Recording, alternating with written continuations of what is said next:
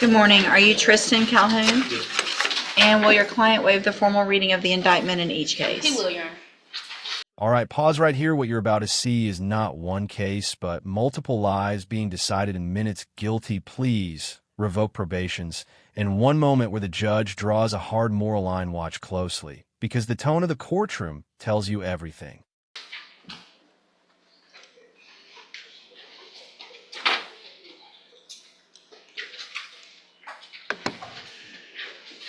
Mr. Calhoun, in clause number 25, DCCR 1216, you're charged with the second-degree felony offense of aggravated assault with a deadly weapon from August 2nd of 2024. And how do you plead to that charge? Guilty. Are you pleading guilty freely and voluntarily? And because you did what they charged you with. And then in clause number 25, DCCR 1217, you're also charged with the second-degree felony offense of aggravated assault with a deadly weapon from August 2nd of 2024. And how do you plead to that charge? Guilty. Again, are you pleading guilty freely and voluntarily? And because you did what they charged you with. Bless you. I have here on the tablet some documents that have your signature on them in each of these cases that the state has marked as exhibit number 1. Before you signed these, did you go over them with Ms. Holmes? Yes. Do you fully understand them? Yes. And do you understand if I follow the agreements that you've reached with the district attorney's office, you will be waiving or giving up any right to appeal? Yes, ma'am. So you can't change your mind if I follow the agreement. You understand? Yes, ma'am. And it looks like the agreement that you've reached in each of the cases is for 7-year. This is huge. A 7-year deferred probation means no conviction if he follows every rule. One mistake, missed report, contact with victims, even unpaid fees, and this deal collapses. Instantly question for you. Could you stay perfect for 7 years under court supervision? Deferred probations. There would be $500 fines. There would be, you'd be required to follow all of the rules and conditions of probation, including paying any restitution that would be determined between now and when we come back for sentencing, and also having no contact with the victims in either of the cases. Do you understand? Yes, ma'am. Do you also understand, if you're not a U.S. citizen, that a plea of guilty or no contest may result in your deportation, exclusion from admission to the country, or denial of naturalization under federal law? Yes, ma'am. State tenders number 1 in each case. No objection. It's admitted in each case. Is there any evidence that Mr. Calhoun is not competent? No, Your Honor. All right, sir, I'm going to find in each of your cases that you entered your pleas of guilty freely and voluntarily. Find that you're mentally competent and you understand the nature and the consequences of those pleas. Find sufficient evidence in each case to find you guilty. However, I'm going to reset your case, both of them, for sentencing so that the probation department can do a pre-sentence report. Again, that'll give me more information about you, your cases, determine any restitution, and then we'll come back later for sentencing. What's the state's position, Ms. Malfino, with regard to bond based on the nature of those plea agreements? Judge, I have no objection to the PSI bond in this case. It appears he only has one misdemeanor conviction from years ago. For my review of his criminal history, I would ask, as the court has already stated, that he not have any contact with Sierra Williams or Keithera Fowler, the complainants in these cases. It doesn't appear that these parties know one another. It appears like this is more of a road rage, traffic accident gone wrong type thing. What was the first name, Sierra? Sierra Williams and Keithera, Keithera Fowler. The indictment on that one says Ardwan as the last name.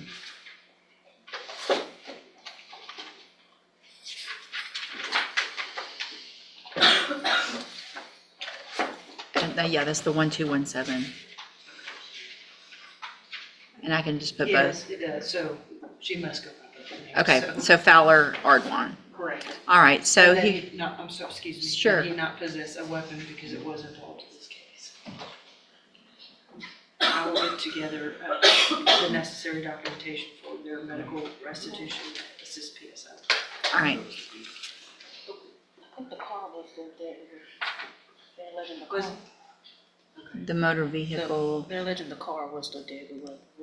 let me look at the probable cause. There's a, There- yeah. I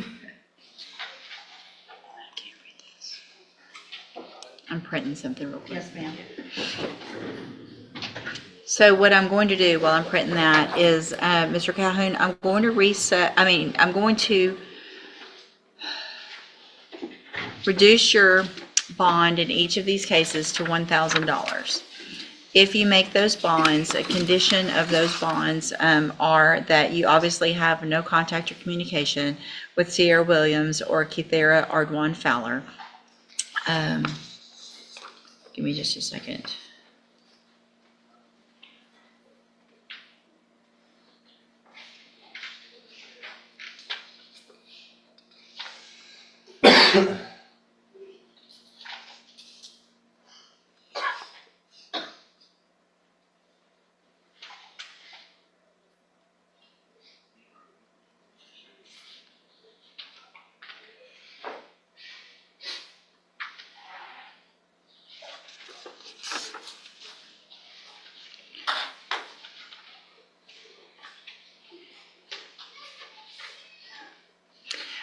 I'm taking that back. I'm not gonna change the bond because there's the potential of some type of upfront, either treatment or cognitive issue. I mean, what happened on this day this is pretty serious.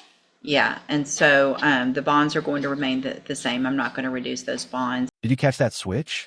The judge almost reduced bond in, then stopped that hesitation, tells us something serious is hiding in the background. Possible mental health concerns, treatment needs, or facts not fully on the record. Yet this is the judge choosing public safety over sympathy. We'll see what the probation, what that report comes back, and if I feel like there's anything that is necessary or would be helpful for you to be able to make better decisions, be successful in the probation, then I'll order that at this time, but I'm not going to reduce the bonds based on what happened that day. All right, you can go back with the bailiff.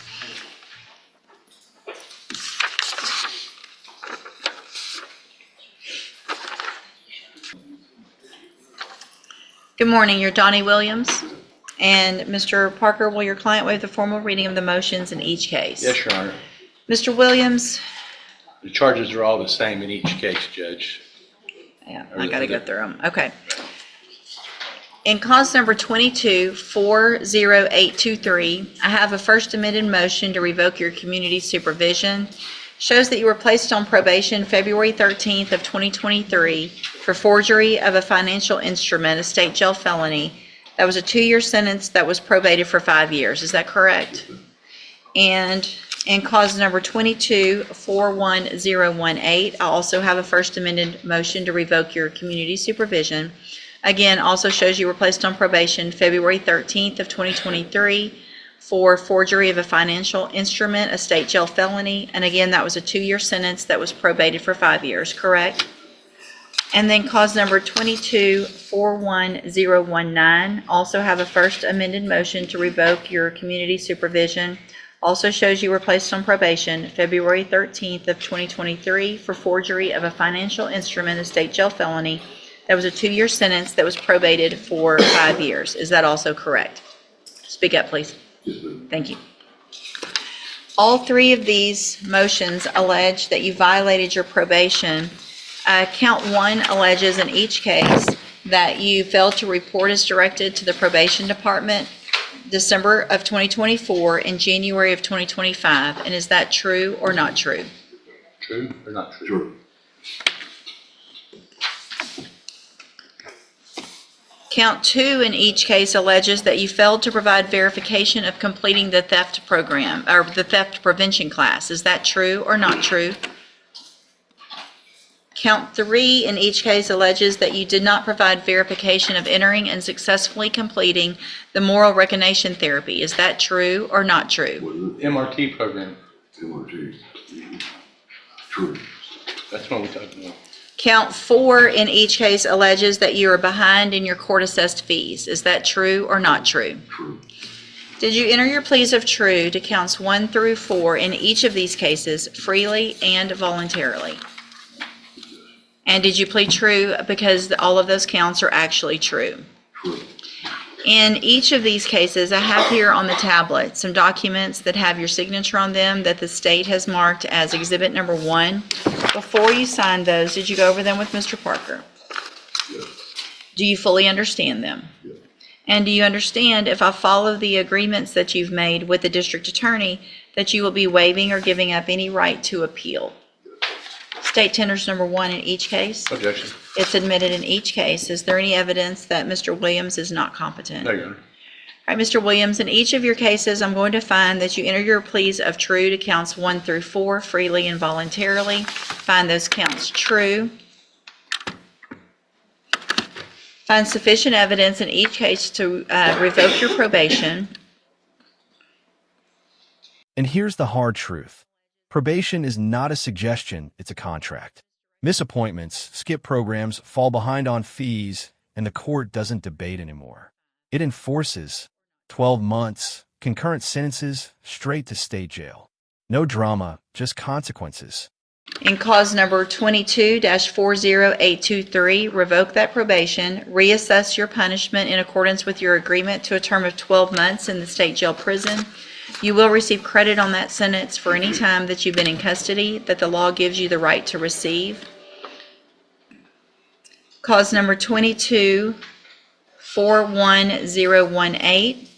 Find sufficient evidence to revoke your probation, and at this time revoke your probation, reassess your punishment in accordance with your agreement to a term of 12 months in the state jail prison.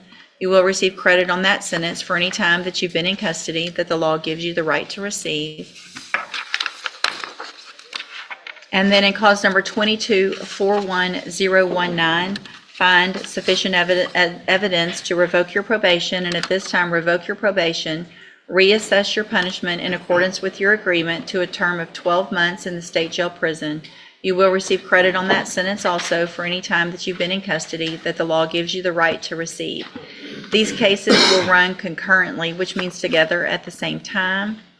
I'm going to hand you the trial court certifications in each of these cases that shows these were agreements that I followed, and so you've waived your right to appeal. When you entered your pleas in these cases, I went over with you the fact that you're ineligible under Texas law to possess a firearm or ammunition. I'm attaching a copy of that because of the judgments. You are ineligible to possess a firearm or ammunition, and if you have questions about that, you can read that document or talk to Mr. Parker. All right? This part matters more than people realize. Under Texas law, felony convictions permanently change your rights. Firearms, ammunition, even possession can mean new charges. Many defendants ignore this and end up right back in court. Good luck to you, sir. You can go back with the bailiff. Thank you, Judge. Thank you.